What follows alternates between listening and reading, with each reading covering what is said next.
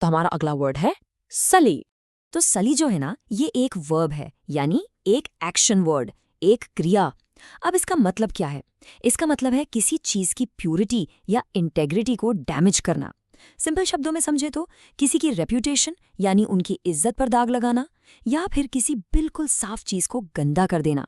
चलिए इसको ना एक एग्जाम्पल से समझते हैं। मान लीजिए एक झूठी अफवाह है, एक फॉल्स रूमर। ये क्या कर सकती है?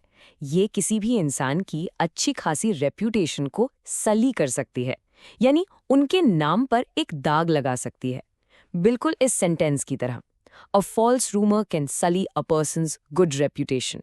अब ये जरूरी नहीं कि ये सिर्फ रेप्यूटेशन के लिए ही यूज हो। हम इस वर्ड को किसी जगह के लिए भी यूज कर सकते हैं। जैसे यहाँ लिखा है pristine coastline.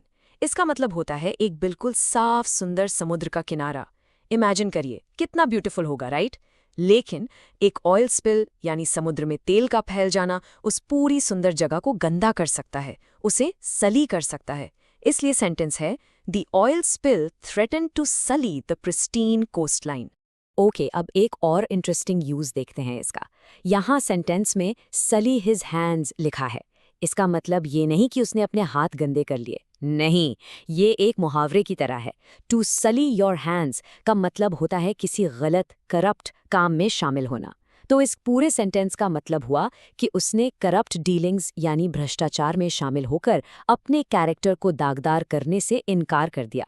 He refuse to सली his hands with corrupt dealings.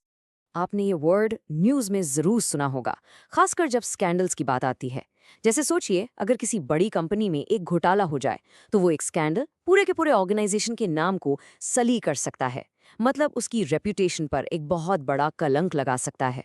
जैसा कि इस कोर्ट में कहा गया है, the scandal threatened to sully the name of the entire organisation. तो अब जब आप सली का मतलब अच्छे से समझ गए हैं, चलिए इसके कुछ सिनोनिम्स और एंटोनिम्स भी देख लेते हैं। पहले सिनोनिम्स यानी वो वर्ड्स जिनका मीनिंग लगभग सेम होता है।